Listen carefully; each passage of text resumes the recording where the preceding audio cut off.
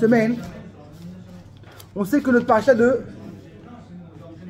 Choukat, c'est une paracha qui est très dure. C'est une paracha qui en vérité, bon Hashem, après 40 ans que dans le désert, on voit un après l'autre, nos tzadikim, ils partent un après l'autre. La première c'est qui? C'est Myriam Hanevia. La deuxième, Aaron. Et le troisième, Moshe Rabbeinu, que Dieu lui dit, écoute-moi, tu ne pourras pas rentrer dans Eretz Israël. Alors on sait que Myriam, elle avait quoi? Elle avait le mérite de quoi? De l'eau. Aaron, il avait les nuages. Et Moshe, il avait la manne. Maintenant, quand on voit le Pirouche ici, première chose, on voit un truc qui est incroyable. Ce dimanche, j'étais une Levaya. Levaya de qui? Un Français. Toute sa vie, il habitait en France. Mais il a écrit dans le Testament que quand il va décéder de ce monde-là, il veut qu'on l'enterre en Israël. C'est le rêve de chaque personne à l'étranger. Même si tu n'es pas en Israël, mais enterré. Comment ça se fait que Moshe Rabbeinu, qu'on sait qu'il a pris tellement pour entrer en Israël, son corps, il n'est pas enterré en Israël? Pourquoi Hachem, il n'a pas enterré au moins son corps en Israël? Ok, je comprends que Dieu l'a dit, écoute-moi, tu es puni. Tu n'as pas fait en vérité le caveau, tu n'as pas parlé. Mais pourquoi le corps n'est pas enterré en Israël? Au moins le corps. Ouais. Imaginez-vous qu'il y aurait un kéver du Moshe Rabbeinu. Mais quelle fête il y aurait? Je pense Rabbi Shimon Bar Yochai, ils sont des petits. Ah, Moshe Rabbeinu.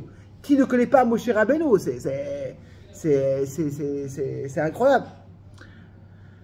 Alors en vérité, j'ai vu un pirouche qui est incroyable.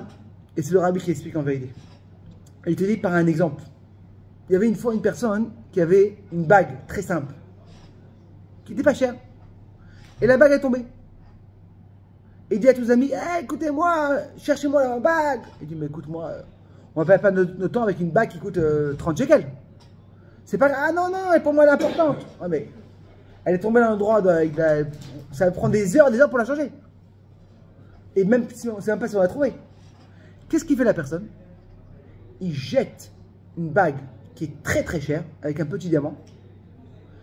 Et dès que la bague elle tombe, il dit, ah, j'ai perdu ma bague en diamant. Qu'est-ce qui se passe? Tout le monde cherche.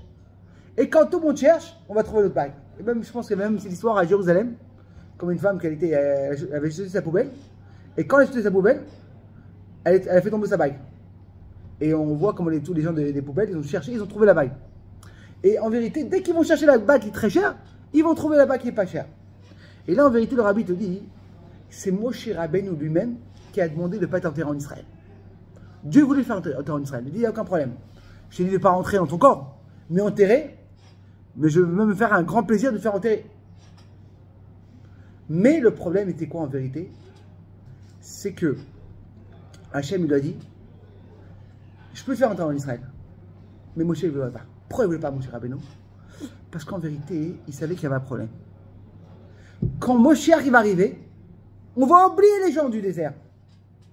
C'est tellement des fauteurs, on va les oublier. Qu'est-ce que Moshe Rabbeinu qu'il a fait? Moshe Rabbeinu, c'est un vrai leader. Il dit, moi, si mes gens à moi, ils sont décédés dans le désert, je veux rester là. Je ne veux pas rentrer. Comme Machar va arriver, tu vas venir me voir. Dès que tu vas venir me voir, et tu vas me récupérer, tu vas prendre tous les juifs qui sont là-bas dans le désert.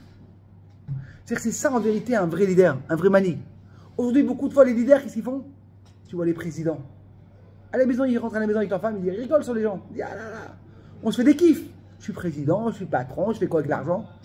Mais est-ce que vraiment ils pensent à ces gens-là? Non. C'est pour eux-mêmes, c'est pour le kavod. Moshe Rabbeinu, il te dit, moi, je ne laisse pas mes gens. S'ils sont décédés dans le désert, je suis là-bas. Mais une des choses qu'on voit dans la paracha, hein, c'est que dès que Myriam est décédée, qu'est-ce qui s'est passé? Tout le monde a pleuré. Et il y a eu le balagan. Et pourquoi quand Aaron il est décédé, on sait que tout le monde a pleuré, mais les femmes et les hommes, pendant 30 jours. Mais il n'y a pas eu de balagan. Parce qu'en vérité, on sait qu'il y a eu 7 nuées. De tous les côtés. Moshe Rabbeinu, il a tout parlé avec Hachem, il a dit, écoute-moi. C'est vrai que tu vas enlever les nuées à cause d'Aaron. Mais laisse au moins le minimum. C'est-à-dire qu'il y avait un minimum qui était resté. Pour ça que il y avait un des rois qui voulait faire la guerre contre Moshe Rabbeinu. Dès qu'ils ont vu que Aaron est parti, ils ont voulu faire la guerre. Mais le minimum, il est resté. Pour ça, les gens, ils n'ont pas trop senti. Tu sais, quand tu as un minimum, je pense que le parterre qui était resté contre les trucs, au moins en haut, le masgan. Okay, si c'est pas très bien fait, c'est qu'au moins le minimum, il est resté. On voit en vérité le mérite de Moshe Rabbeinu, comment il était tout pour la génération, pour la communauté. Il dit, je ne peux pas laisser même une minute que les gens, ils n'auront pas quoi? Ils n'auront pas des nuages, au moins pour le minimum.